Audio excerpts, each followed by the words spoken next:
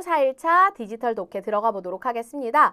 도쿠가와 이에야스 일본을 차지하다 나와져 있죠. 자, 도쿠가와 이에야스가 결국 일본을 차지하게 되는데 그와 관련해서 우리가 도요토미 히데요시도 배웠었죠. 그죠? 이전 시간에 배웠던 인물들 기억해 주시면서 그와 관련된 SNS 글을 좀 한번 살펴보도록 할게요. 먼저 첫 번째 포스트는 도요토미 히데요시가 쓴 포스트입니다.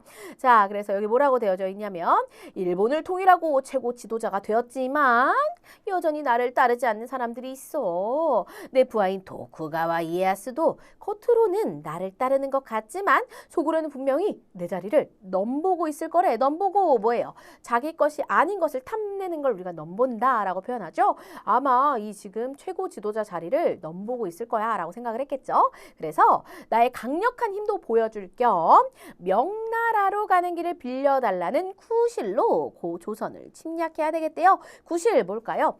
불리한 사실을 감추기 위해서 혹은 옳은 것처럼 보이기 위해서 내세우는 이유를 우리가 구실이라고 합니다. 즉 조선을 침략할 건데 사실 그냥 나 침략할 거야 라고 하기가 좀 그러니까 나 명나라 가려고 하는데 명나라 가는 길을 좀 내어주겠니 하면서 그런 말도 안 되는 구실을 만들어서 그렇게 조선을 침략한 것이지요. 강력한 군대를 앞세우면 조선쯤은 쉽게 차지할 수 있을 거야 라고 생각하면서 조선을 차지한 뒤에는 명나라도 내 것으로 만들겠어 라고 얘기하고 있습니다. 이게 바로 이제 도요토미 히데요시의 꿈이었죠. 자, 도요토미 히데요시는 일본의 전국 시대를 통일했습니다. 최고 지도자가 됐죠. 그 이후에는 이렇게 조선을 침략했더라라는 거. 왜 침략했죠, 여러분?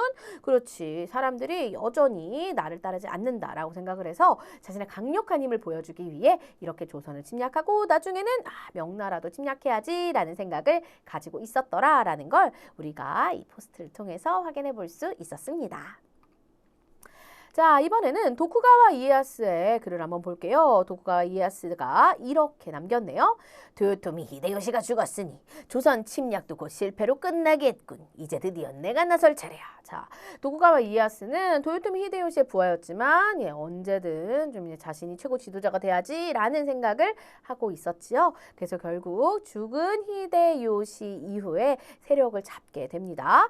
자, 하지만 아직도 죽은 히데요시를 따르는 세력이 있어. 그들과 전투를 벌여서 반드시 승리를 거둔 후 내가 힘을 키웠던 에도에다가 이렇게 뭔가를 만들어야지 라고 생각을 하겠죠.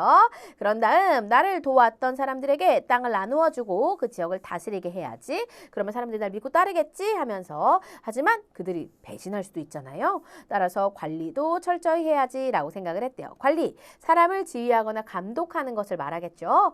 그래야 됩니다. 혹시나 또 자기가 도요토미 히데요시에 대해서 가졌던 생각만큼 누군가가 나를 그렇게 생각할 수도 있는 거잖아. 언제든 누군가 내 자리를 넘볼 수도 있는 거잖아요. 따라서 관리도 철저히 할 필요성이 있었습니다.